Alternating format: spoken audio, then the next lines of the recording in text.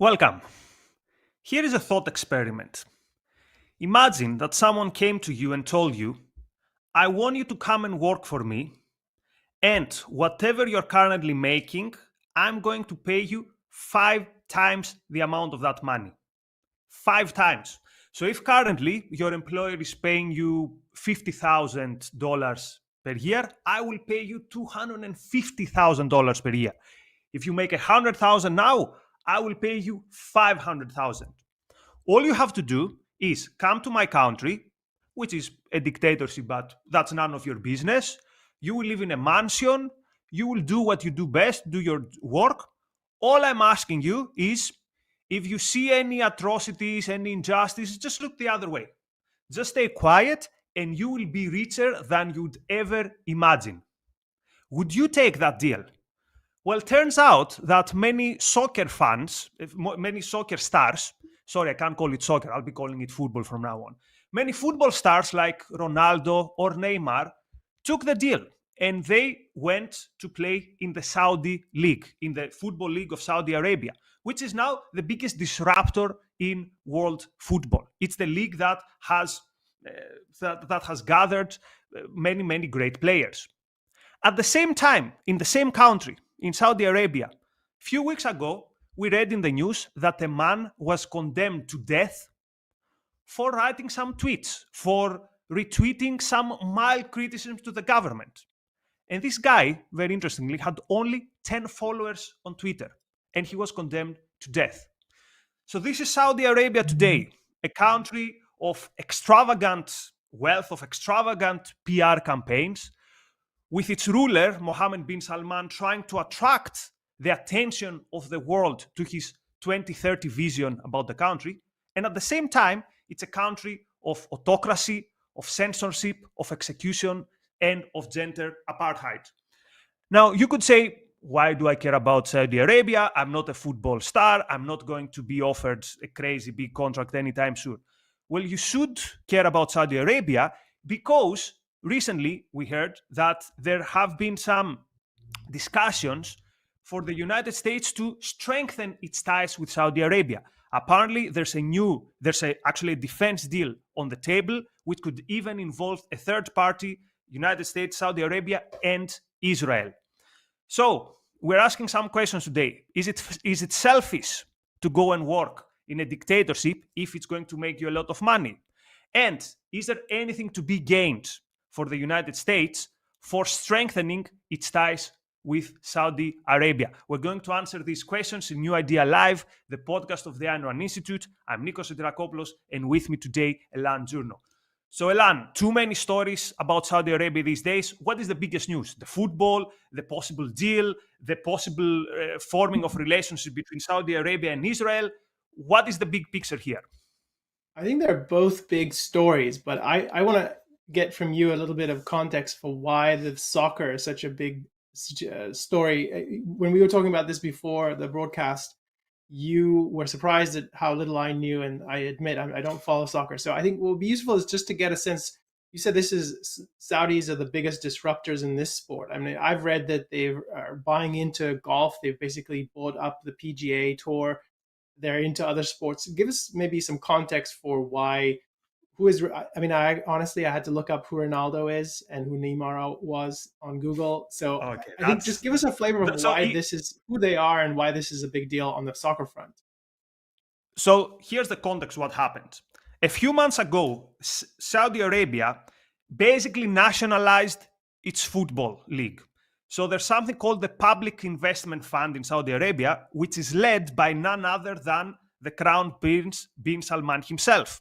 So what they did is they literally nationalized the top 4 teams and they heavily subsidized some other teams. And these football teams landed some of the biggest stars in world football. Now, no one had heard about the Saudi League before, or no, at least in Europe, or at least it wasn't any big news in world football. So suddenly, a league that no one knows lands players like Cristiano Ronaldo, who is the equivalent, say, of LeBron James, of Neymar, of the captain of Liverpool, the biggest, the most iconic team in England, the best scorer of Real Madrid, the most historic team in football. So they spent a ridiculous amount of money to land these players. Now, when I say ridiculous amount of money, we have a table which puts into perspective what we mean that the Saudis are throwing crazy money in football. So let's see this table, which has three big names. So again, Cristiano Ronaldo, he's, some people claim, the best player in the world. I think he's second best. The best is Messi. So Cristiano Ronaldo, his previous salary was 31 million per year in Manchester United. This is a lot of money. In Saudi Arabia, he's making 200 million per year. Jordan Henderson, the captain of Liverpool, most iconic team in England, 8 million per year for captaining Liverpool, 48 million per year to go and play in Saudi Arabia. Karim Benzema, the leader of Real Madrid. Real Madrid is the biggest team in the world. 20 million per year in Real Madrid, 100 million per year in Saudi Arabia. And also, by the way, he gets 20 million fee to be, quote, an ambassador. So here's the important thing here. All these players who go and play in Saudi Arabia, their boss is literally the Saudi government. Because again, these teams are owned by the government, by the Public Investment Fund, which has as its head Bin Salman. And it's not only football players, they had also football managers, football executives, and all that stuff. But this is not all. The Saudis have also bought Newcastle United, which is one of the biggest teams in England, again under the Public Investment Fund. So the big question here is, how are they throwing all this money? Why would the regime spend such an amount of money on football? What are they after? And here's, I will give you the official explanation that the Saudis give, and then you tell me whether you're persuaded. So their official explanation is, we want to attract investments in football, which is, okay, reasonable. They will attract investments. But also they say we want to fight obesity in our population, and we want to make population more active. But if you ask me, it's probably cheaper to hire one personal trainer for every Saudi citizen rather than land Neymar and Cristiano Ronaldo. So, Elan, are you convinced that this is, well, we are investing, what's wrong with investment, and also this is going to encourage our population to be more active? I think it's insulting to think that they expect anyone to believe that. I don't find it plausible. And I just want to stress that this is you've convinced me it's a big deal that they've brought all these players. I think that's unquestionable. I think the question I have for you is, do some of the math and tell us, do you think this makes economic sense? Do you think that is there a chance that if they have a game, they'll sell out? And is there a view here in which the Saudis are going to recoup this money? What's your take on that? Well, think about it this way. The biggest market in football is Europe. That's where all the sponsors are. That's where the big TV contracts are. How can you hope that you're going to spend 5 times more in a much smaller market and make money? But let me give you another example, because we're both basically agreeing that the Saudis don't want to make money. They have something else in mind. They also tried to land Messi. Now, to his credit, Messi did not go to Saudi Arabia. Actually, he went to play in Miami. But they managed to land him as a tourist ambassador. So Messi got 25 million to be a tourist ambassador, which means that he posts a story from Saudi Arabia, he goes there for vacation. Now, is this a reasonable investment for a country that wants to attract tourists? Let me put it into perspective. Greece, which is a country that relies on tourism, our whole budget for the year 2021 on promoting our tourism was exactly the half of what Messi got for one tourist campaign. So this is not money that you spend with the expectation that I invest X and I will get back 3X. What the Saudis have in mind is that I will invest X in money. I'm going to lose money because Saudi League is never going to bring back the money they give for the football players. But they're after something else. So the question, Elan, is what is this something else that they are expecting as a return from this huge investment?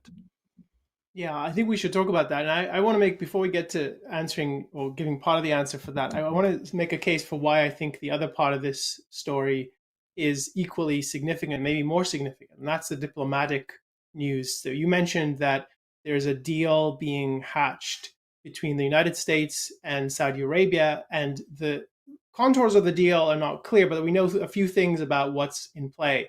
We know that the Saudis are promising to normalize relations with Israel, which means basically to recognize them diplomatically, have ambassadors, trade consulates, and things like that, and stop the boycott, stop the official ostracizing of Israel that's been going on for decades.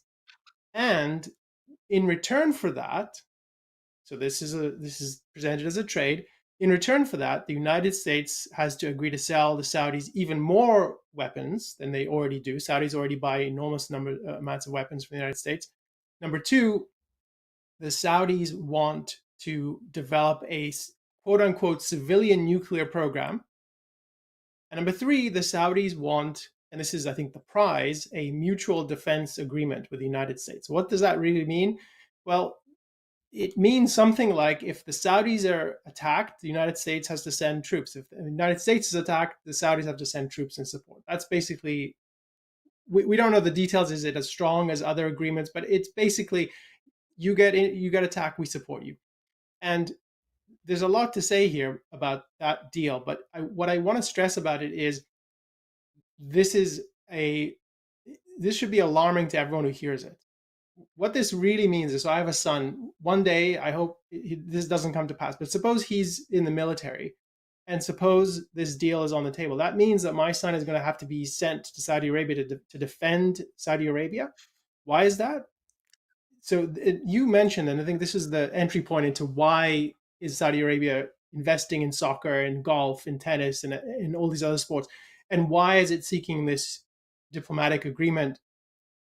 I think the entry point to understanding that is that you have to know a bit more about the Saudi regime and what motivates it and what is the agenda behind it. Because I think these two stories are definitely related, and there's a pattern here that needs to be understood.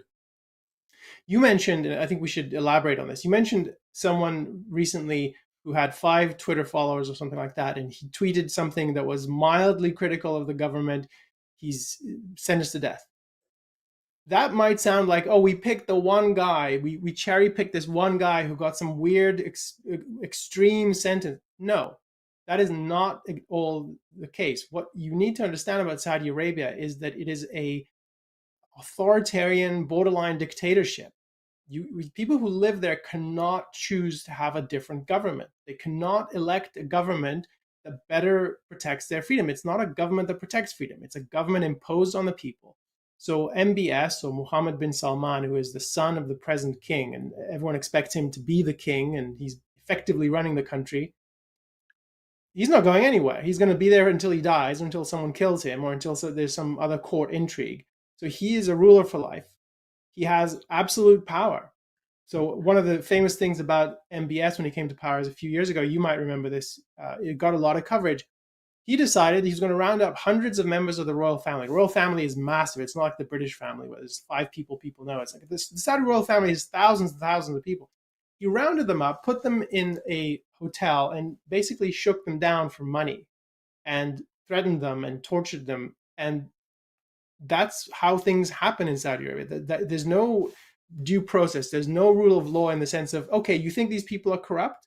Okay, accuse them of a crime, demonstrate it in court, then punish them under objective. None of that happens. If he decides that hundreds of members of the royal family are corrupt, throws them into essentially a makeshift luxury jail, albeit, and then he shakes them down. Now, on the kinds of things Sorry, that and people one are important thing, criticizing, Elan, this was yeah. open. This was in the open.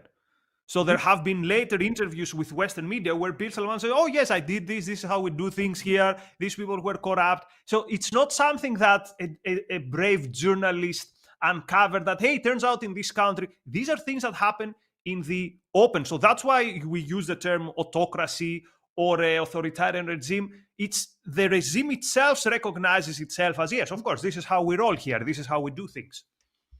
Yes, and I think just to give a bit more flavor to what it's like, what kind of how they rule Saudi Arabia. So that was a few years ago.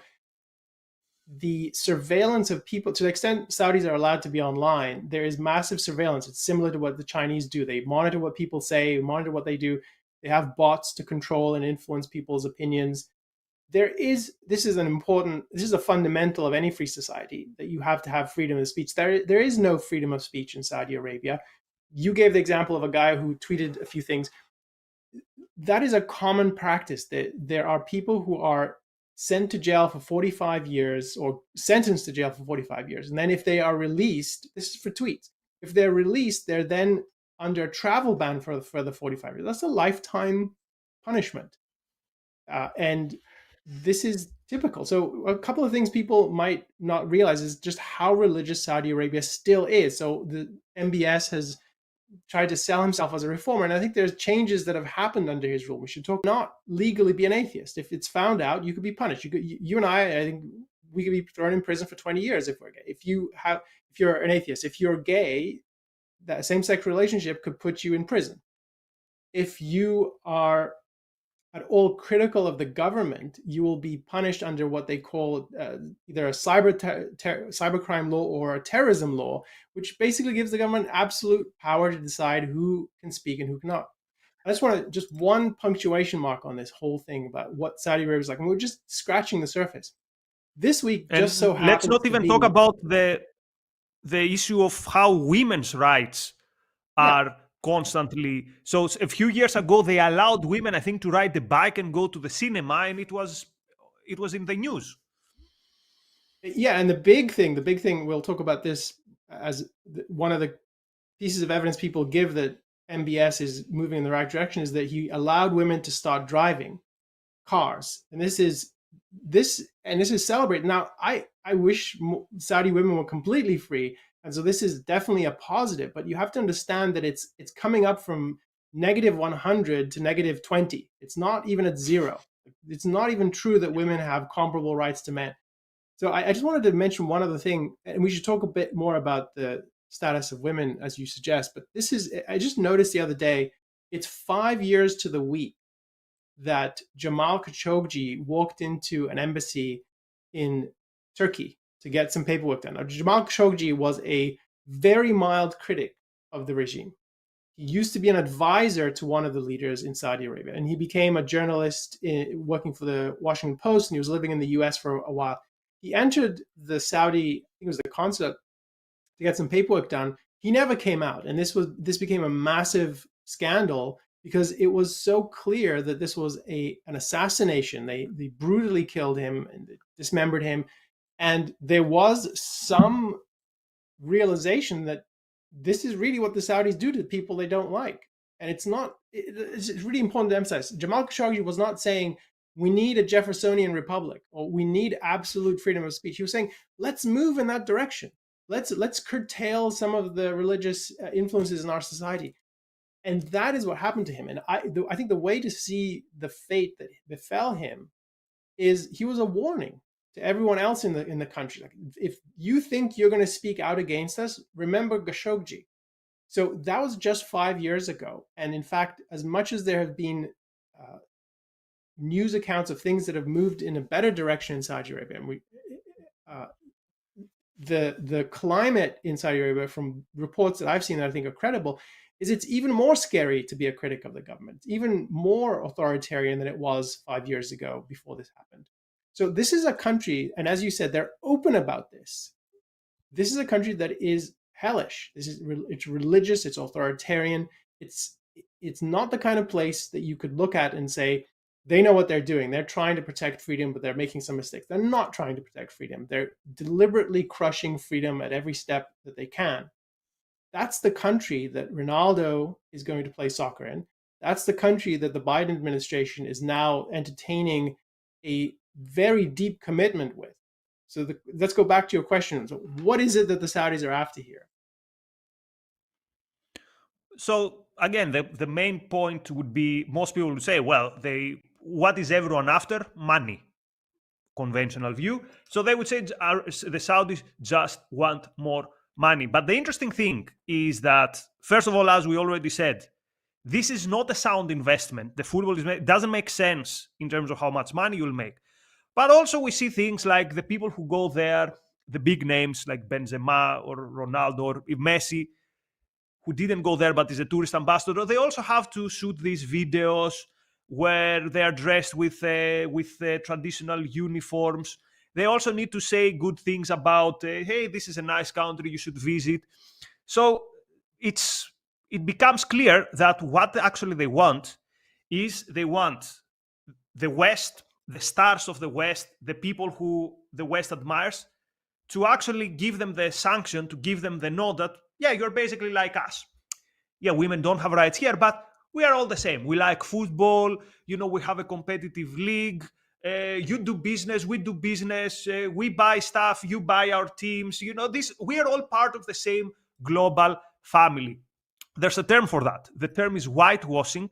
And when it comes to sports, the term is sports washing. We did a podcast with Agustina some months ago when the World Cup was in Qatar, and we saw exactly the same principles applying in the World Cup of Qatar. For example, the Qataris paying superstars like David Beckham a ridiculous amount of money to be, quote, cultural ambassadors, which again, what does this even mean? So the point here is this is a PR campaign. And in this PR campaign, there are some people who participate because they're getting paid a ridiculous amount of money, which we will ask whether this is a selfish thing to do, whether this is something on your self-interest. But the question is, what does the United States government have to do with that? Why are the United States government the useful idiots in Saudi Arabia's PR campaign? And you mentioned Khashoggi, Elan. The interesting thing is, how do we know that it's the Saudi government that was behind the murder of Khashoggi? Because bin Salman says, hey, it wasn't me. It wouldn't make sense for it to be me because this was a horrible PR fiasco for me. So the US, correct me if I'm wrong, the US relevant services, relevant authorities, they are the ones that told us that yes, the Khashoggi murder, behind it is the Saudi government. Am I right? So if you have the United States, basically the United States government telling you, we're dealing here with people who have blood in their hands, why do you want not only not to cut ties with them, but to strengthen the ties with them? So why would you be the useful idiot in bin Salman's PR campaign? I think there's a way in which the United States has no coherent policy. There's nothing there that includes a vision long term of who it is that we're dealing with. How do we think of them? What do we think of them? Are they good or bad? It's I think the epitome of this is right after the Khashoggi murder. And as you said, the CIA came out with a report that was validated as this is the best intelligence we have, and the best intelligence says it goes all the way to the top. And there was a sobering moment for a week or two, and during the presidential campaign, Joe Biden said, "We're going to make Saudi Arabia a pariah. We're going to ostracize it. We're going to punish it for things like this." And at the time, I wrote critically about the Trump administration for turning a blind eye and actually defending Saudi Arabia at the time.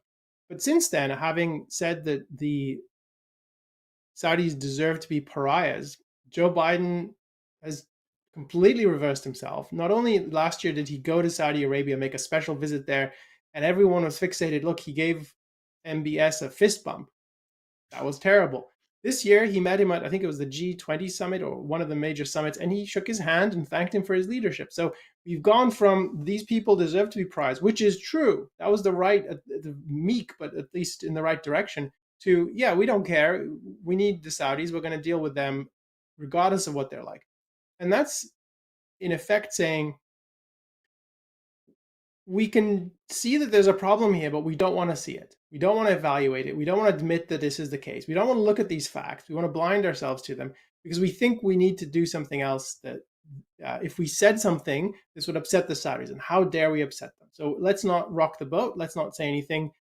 That is the most short range, short-sighted kind of attitude you can have. And that is not what a policy looks like. So it isn't just a flip-flop. It's that there's no coherence. There's no principle guiding it. There's no vision for, this is not an anomaly. This is what the Saudis are like from start to finish. So I think that's part of the story. But I think I want to bring out something else that we should talk about, Nikos, which is I want to come back to the question about the U.S. government and people like Ronaldo, and sort of is this in their interest? And I think there's a common thread there. But I want to just, before we do that, talk about what is it the Saudis are trying to get out of this.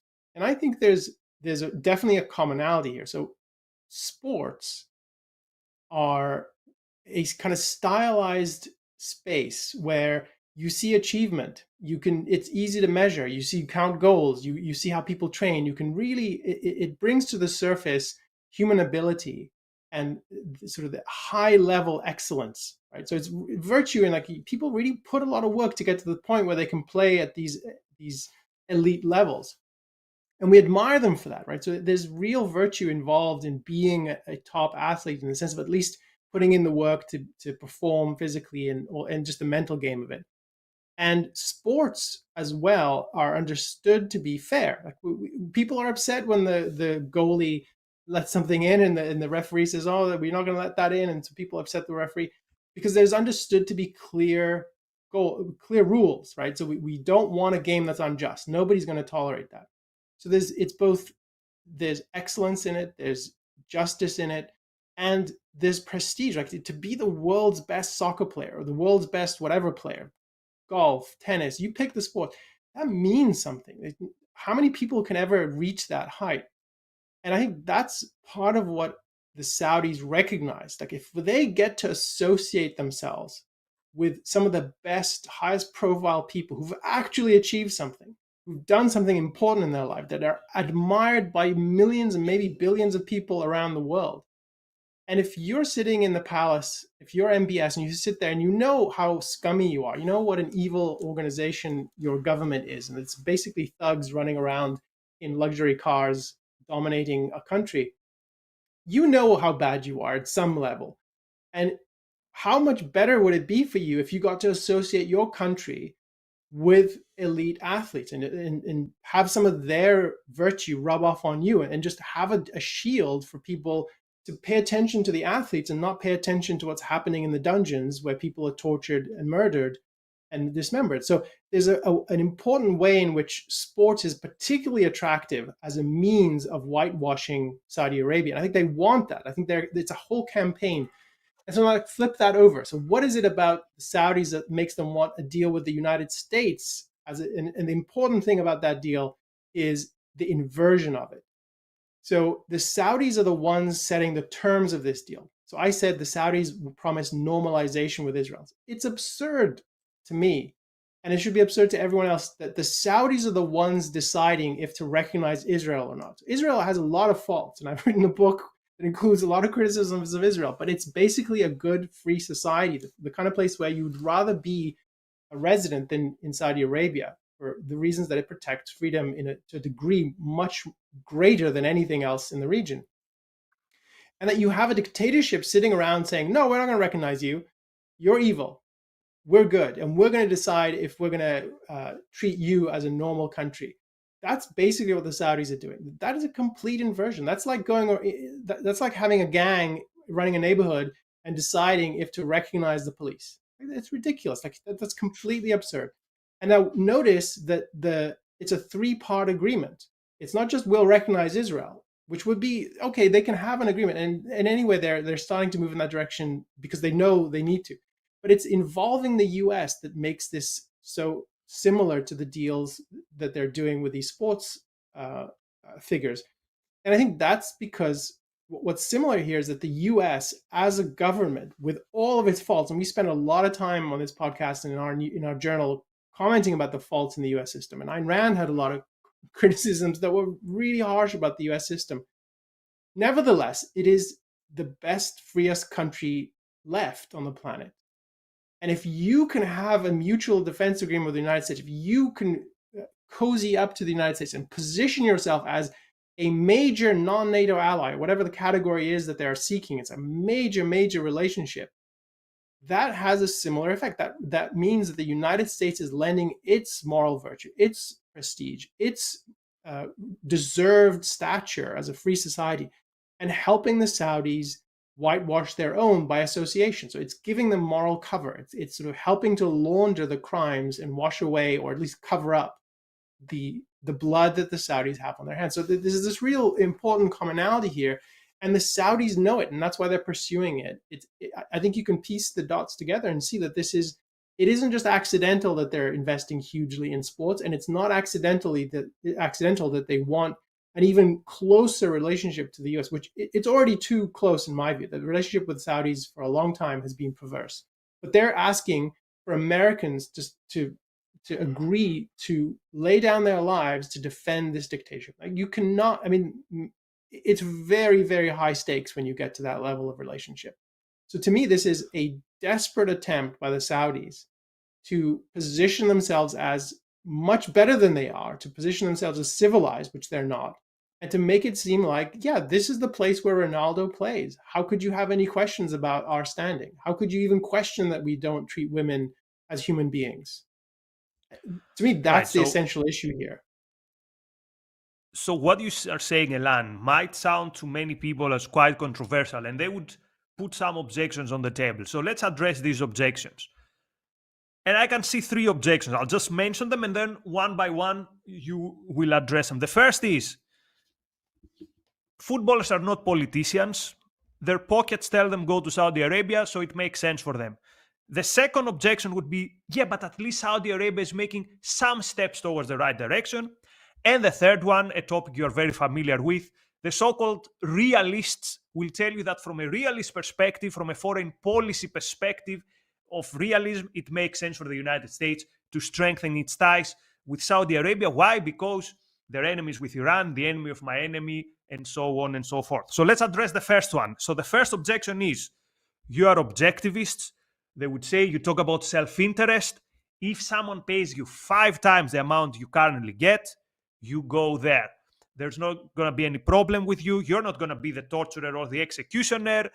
So you just go there, you make more money. You talk about self-interest. Isn't this in your self-interest to go and play football in Saudi Arabia? How would you address this objection? If you watch your neighbor's house being burgled, you're not the one burgling them. And if you stand by and you don't call the police and you actually step aside and let the burglars run off, you're not helping them directly, but you're also not stopping them. And is that in your interest? Do you want your neighbor's house to be burgled? What about your house is next? So you have to think about, is it really any different than helping a criminal? And I think it's essentially that. You're helping a criminal regime. And yes, you're not the one pulling the trigger. You're not the one wielding the weapon. You're not the one using the knife to cut people up.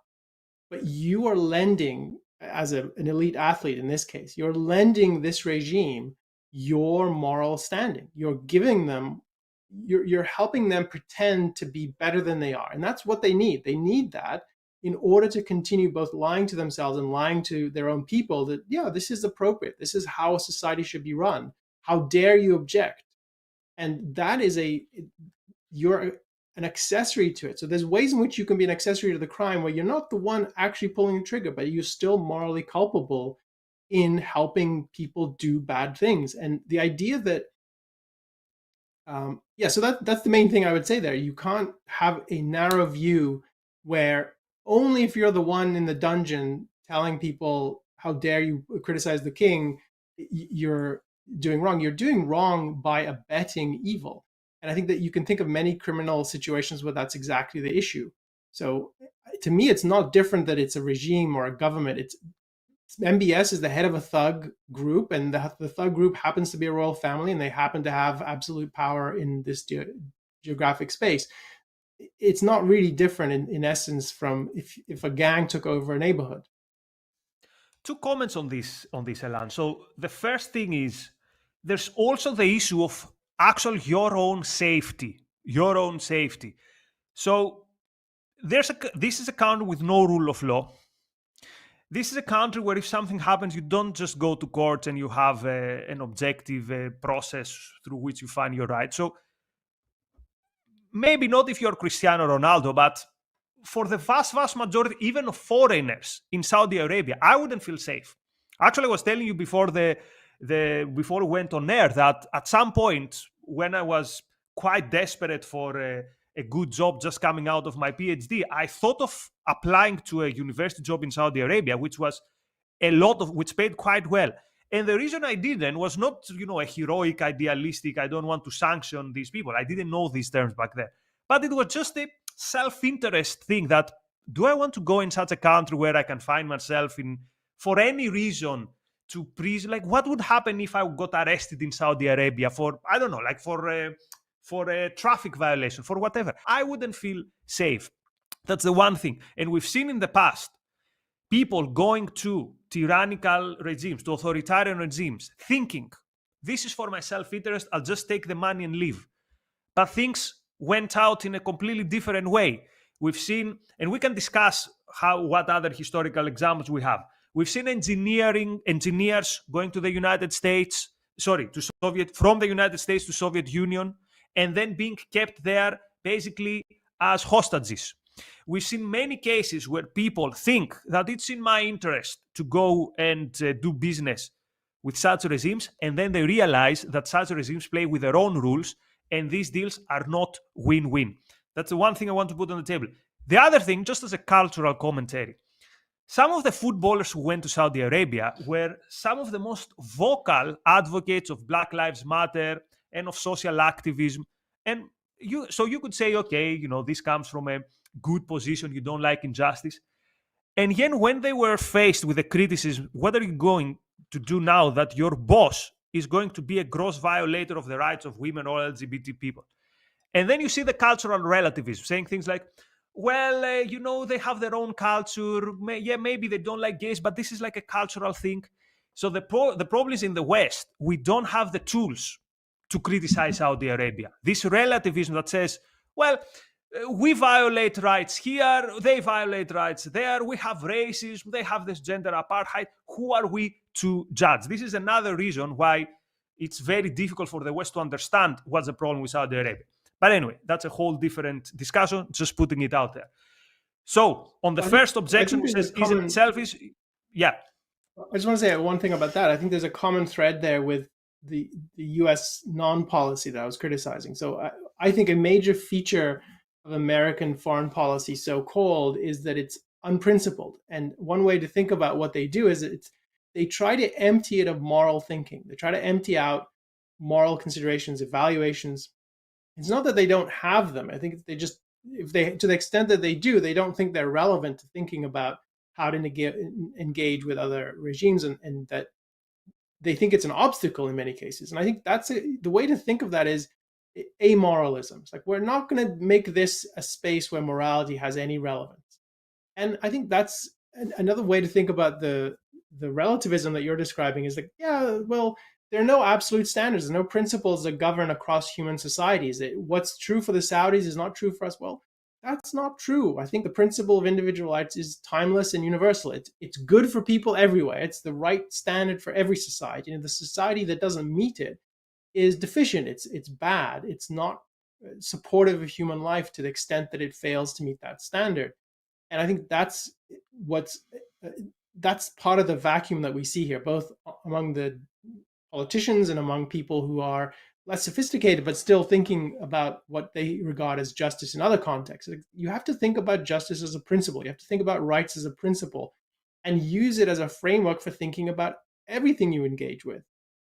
But you wanted to ask about, is someone like Ronaldo who's getting 5 times whatever he got before, is this self-interest? So I'm curious, what do you think of that? And I'll give you my sense of that.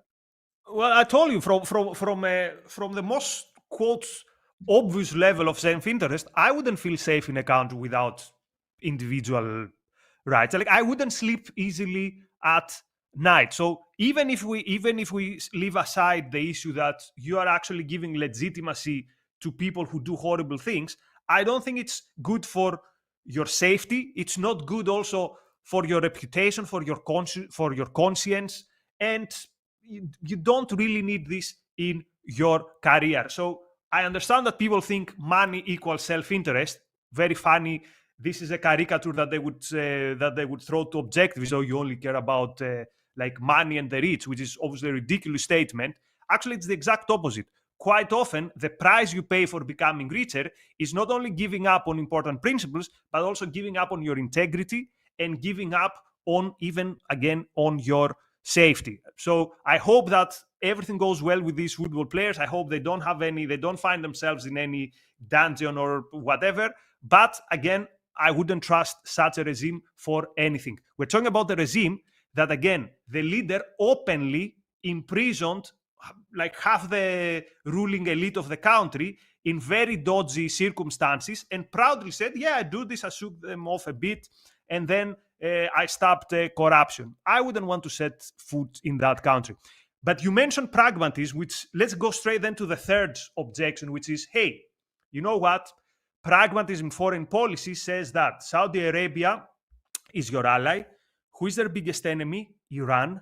Who is your biggest enemy? Iran. Therefore, you want to have a good relationship with Saudi Arabia. Or they would say, what happened in March is something very important. China was the intermediate in a diplomatic approach between Iran and Saudi Arabia. So, see, when the United States has not got a presence in the Middle East, someone else comes in. And who is that someone else? Your biggest geopolitical threat, China. So the argument goes, if United States leaves a gap, then some bad actors like China are going to fill that gap. And by filling this gap, they're going to give more power to your enemy, Iran, and they will start pushing Saudi Arabia, supposedly your ally, towards the side of your enemies. Therefore, they would say realpolitik tells us, demands from us that we put our moral considerations aside and we see that the strengthening of the ties with Saudi Arabia is something to our strategic self-interest. So, Elan, what's your elaboration, what's your evaluation of this line of thinking, of the so-called realist school? I think it's not at all true, and it integrates with the point you were commenting on earlier about how to think about self-interest in your own life, and I think it's related to how to think about self-interest on in foreign policy. So the realpolitik or the realist school, there's different sub-schools of it. They're seen as the embodiment of what it looks like to be self-interested in foreign policy, and they're self-consciously that way. And I think they make a caricature of self-interest. So let me just say one quick thing about self-interest in one's own life, and is someone like Ronaldo, is this a selfish kind of decision? And then connect that to the foreign policy point. I think everything you said is important and relevant to that consideration. It's people think of self-interest in such a narrow conception. I think of it as a caricature. So you put it as people equate it with money, and if you get money, how could it not be in your interest?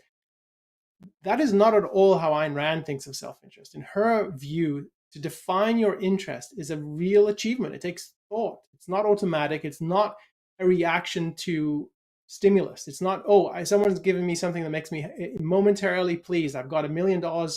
I'm happy. I feel good. That must mean it's in my interest. I got 100 million, or 200 million. How could I not possibly be happy about that? That must be in my interest. That is not at all what it looks like to think about your interests. The kind of considerations you raised about, is this the kind of society I want to be associated with? Is this good for my career? What's going to happen in 5 years' time? Am I even going to get paid? Do I want to be someone who's enabling a butcher? Do I want that on my conscience every night when I go to sleep? How am I going to live with myself? So all of those considerations that you raised are relevant for thinking about your interests. Your interests are not exhausted by your income. They're not even close to that.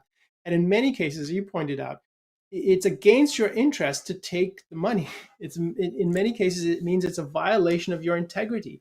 So if you're someone who says, I want to see a society where racism is marginalized to the point that it's irrelevant, if that's your view of life and you go to work in Saudi Arabia, you're enabling a society that is racist, or it's collectivist, it's prejudiced against women. It has the same kind of vice that you're criticizing in your own country. That is a violation of your integrity. It doesn't matter how much money you're getting for it. You're selling your soul. You're selling your sense of wholeness about these ideas matter to me and I want to see them enacted.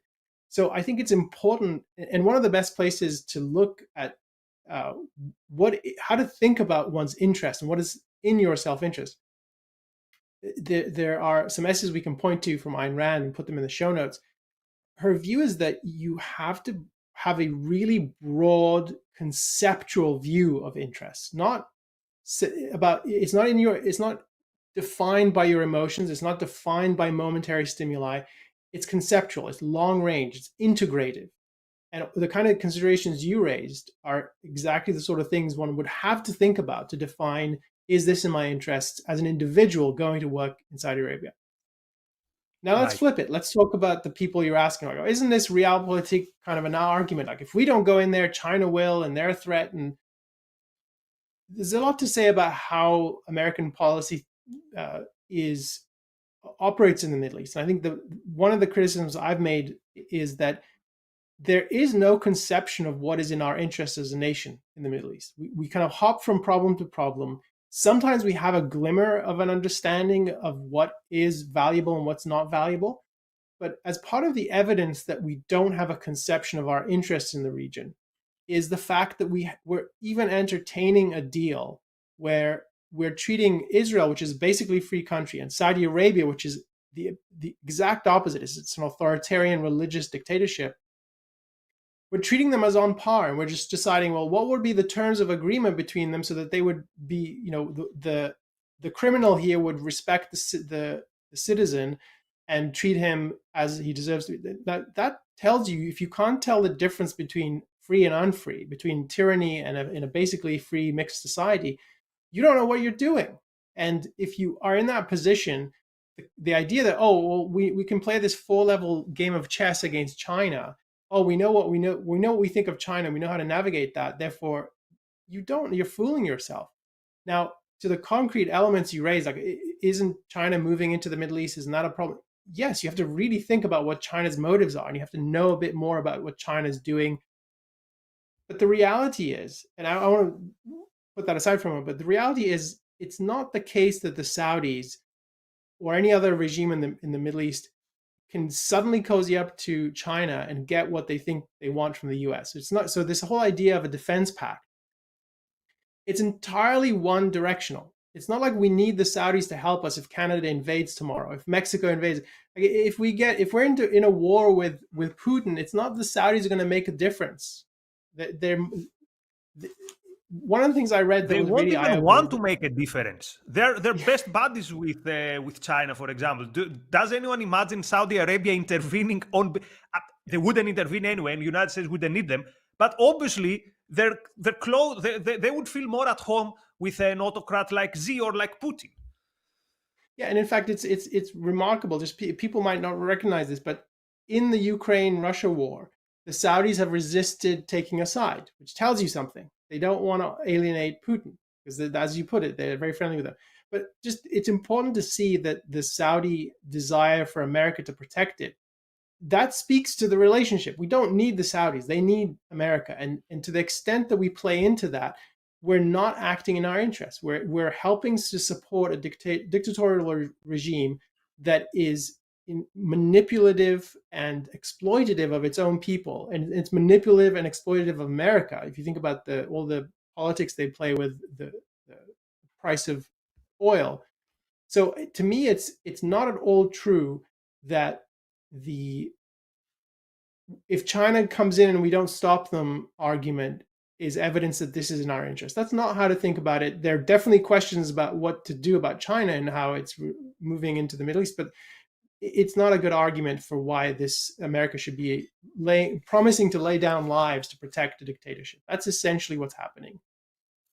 And having a look at the list of countries with which the United States have a defense pact, one finds Bahrain, Egypt, Qatar, Pakistan, and they're at the same level of official mutual obligations as they are with Israel. And they're even considering, according to what we read, maybe Saudi Arabia is going to be called a major defense partner, which is even above that level. And again, like, what do you need a defense treaty with Bahrain? Why do you need a defense treaty with Qatar? Like, how is protecting you from whom? But anyway, so, and let's tackle then, Elan, the last objection, which is, hey, don't you see that at least Saudi Arabia is doing some steps forward? So some of the soccer, I'll still call it football, players who went there, they all had the same motto. They said, look, I'm going there. Saudi Arabia is opening itself to the world. They know that we are, let's say, social activists. So by the mere fact that Saudi Arabia is having us there is a sign that Saudi Arabia is opening up to the world. And it is true, Elan, that under Mohammed bin Salman, we've seen some relaxing, for example, of the presence of the religious police on the streets. We've seen, as we've already said, some steps towards women's rights, or something that would resemble not women's rights, but a betterment of the position of women in Arab society. For example, women are allowed to go to football stadiums, which wasn't the case. So couldn't someone say, look, Cristiano Ronaldo and Neymar and Benzema and all these people, at the end of the day, they're a force for good, because you see a country going from very, very bad, let's say, to slowly opening. Like, what if this is Saudi Arabia's perestroika? Perestroika was the effort of Gorbachev in Soviet Union to liberalize the regime, which ended up in Soviet Union being dismantled as a country, and communism falling in Soviet Union. So what if this is something similar? Why are we so, they would say, oh, you're dogmatic. Don't you see that there are some positive steps?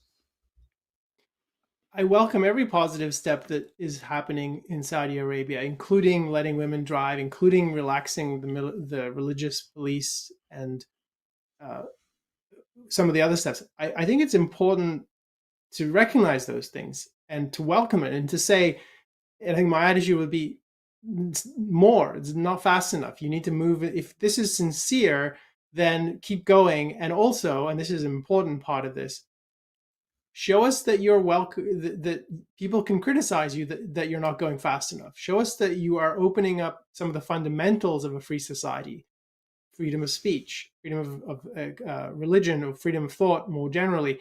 I think those are the kinds of steps that would be more convincing to me that this is a turning point. And it might take a while, that's fine, but let's see it happen on the fundamental things, rather than, which I think is the worry I have, is that the things that are most noticed in the West are the things that are getting some small changes. So women can't drive, let's change that. Women can't go to a soccer stadium, let's change that. Okay, women can't go to the movie theater, okay, let's change that. But what about women can't leave the country without getting permission? Okay, that's moving in the right direction a little bit. But what about, can she marry whoever she wants? No, she can't do that. That's still the case. So it's not like we're just shaving off some rough edges here. It's not like, oh, they have a few quirky laws here and there. It's a fundamentally broken and unfree society. And to move from that position towards a better, there's a lot of work to do, and you have to demonstrate. What I would love to see, what would be encouraging to me and would make me more sympathetic to the kind of position you describe some of the sports people were taking or might take, is if the Saudis were on their knees basically saying, let us continually prove that we're moving in the right direction. Let us help us move faster in every possible way towards freedom. And you know what? We don't need a king. Well, let's change this. Let's make this a constitutional monarchy. Let's do a fundamental change. And not, which is what I think is actually happening, is, you know what? We'll decide when we normalize relationships with a free country. We'll decide if we let you defend us. We'll decide if a nuclear program is something we extract from you, which is something we haven't talked about. So this is a really worrying thing, that the United States is contemplating allowing the Saudis to develop a nuclear program, which it's a two-edged sword, right? It's not like the Saudis need um, nuclear power. Maybe they think they do in like 50, 100 years time, but it's clearly a reaction to the worry that the Iranians are going to get a nuclear weapon, which is already a problem the US is allowed to fester. So yes, there are improvements in Saudi Arabia, but I think two things are important, just to sum it up. One is the scale of where they are. And I put it earlier as a kind of, they're going from negative 100 to negative 20. It's still below zero. And that's the important thing to acknowledge, as opposed to lowering your expectations that, oh, they let women drive, that's enough for us. We're good. He's a reformer. And allowing yourself to believe things that are not true. So that's one element, the scale and the sort of the amount of work that needs to happen for this to be a truly significant change. And I think, and again, it's important, and I agree with you, more and better, the more of these changes that happen, the better it is for us and for the people living there. And I think the second thing is, this is a broader one, which is there's a pattern in Western intellectual thought and political thought of seeing people like MBS and being really quick to decide that this guy, this is perestroika, he's a Gorbachev, he's basically the guy who's going to bring down this tyrannical regime. I don't think people knew that Gorbachev's perestroika was going to go where it was going to go at the time, so it's not even a good analogy. But the idea that we know right away someone, we can brand them a reformer, that to me is another kind of whitewashing. And I think just to give two examples of this. So for the 20 plus years before the Ukraine invasion in 2022, American leaders were looking at Putin and saying, yeah, we could deal with this guy. Oh, he invaded Georgia. Oh, we can still deal with this guy. Oh, invaded Ukraine. Oh, we can still deal with this guy. We just need to reset. And they continually lied to themselves about what was happening with him. We'll take Bashar al-Assad in Syria. Early 2000s, there was a in-depth reporting about him and his wife. He was there to reform Syria. 10 years ago, 12 years ago, civil war breaks out, and you realize this guy is a worse butcher than his father. He's a doctor by ophthalmologist by training, and he's using chemical weapons on his own people. Like, this guy is not at all what you said he was. And there's more and more examples of this. So it's wrong to embrace someone too soon. And I think if someone's really moving in the right direction, it's good to encourage them, but it's not good to lavish them with undeserved praise that in effect gives them cover for not doing what they need to do. And at the end of the day, the question is, how do you judge whether someone is moving in the right direction? You judge it based on fundamentals or on superficial facts. So usually the judgment, for example, with Assad was, oh, you look, his wife is westernized, they listen to Western music, they listen to Phil Collins, he's romantic, whatever. Like, this is not the essence. Or now with Saudi Arabia, are they moving towards a target that we want to become a rule of law country? In which case you could say, this is going to take time, but let's support this guy. No, I think what bin Salman wants to achieve is, look, I want to boost my rule, but I need to make sure that I give bread and circus to the population. There are some rules that I cannot really sell, particularly to the young people. We live in a globalized era of social media, so you cannot have like a North Korea type of dictatorship. Is not sustainable in the long term, perhaps. So these are pragmatic moves, but the target is, I want to maintain my rule. I want to make sure that Saudi Arabia remains an autocracy, remains a royal, remains a kingdom. And again, Bin Salman is open on this thing. This is who we are. We have different values than you do. We have a different political system than you do, and we are okay with that. So this is why it's not that we nitpick and we say we are cynical. We see that the changes are not based on fundamentals. The changes are on superficial things. And of course, if you're a woman, it's better if you lived in Saudi Arabia where you can drive rather than in Saudi Arabia that you cannot drive. But this doesn't mean that we will, roll the carpets and say this guy is a reformer. So, Elan, any final thoughts? Yeah. I want to add one thing to what you were saying. So I agree with that characterization of the distinction between what is a fundamental change, what counts, and what is a superficial. And the superficial ones are the ones typically that people use to lie to themselves. I think the other thing that's important to say about what we're describing is actually evaluating Saudi Arabia, actually judging it by an objective standard, the principle of rights and the derivatives that come under that. And that's a moral judgment about a political situation. I think that's the key thing that I take from your comment. The other important thing to say about that is it's not a one-time decision. And so often what you hear is, oh, he's reforming and you're dogmatic. What you need to do is continually update your knowledge. So your judgment is of a thing that changes over time. And you have to decide, are these changes going in the right direction? Is it a fundamental change, a derivative? How significant is it? How fast is it going? But moral thinking is not a one-time decision. You have to keep looking at the evidence. You have to keep judging it. And things are complicated in cases like this. So it's not as if you can make it, oh, I decided 5 years ago and that's all I need forever. That's exactly the opposite. You need to keep looking and keep judging. And just as individuals change over time and they can improve and they get better, they can also get worse. And the same is exactly true of societies and governments, and it's really important to keep your knowledge tied to the facts, and that's part of what objectivity is about.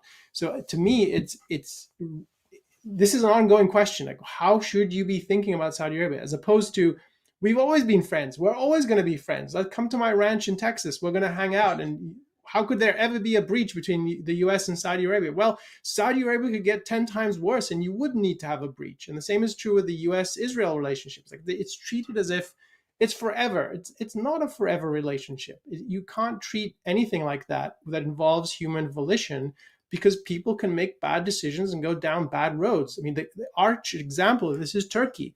It was a model of being a secular society about 100 years ago.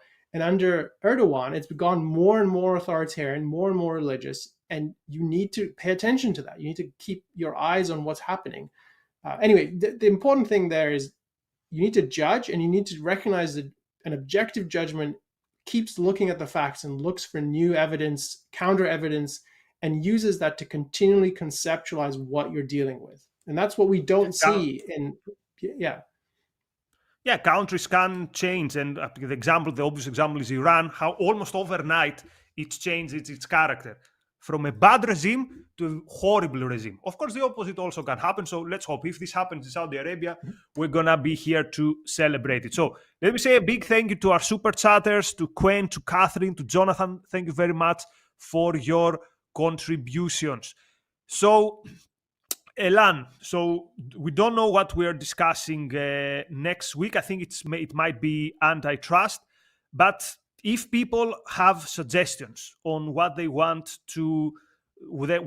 to discuss, they can always contact us at newideal@aynrand.org. If you enjoy the discussion, obviously like and share.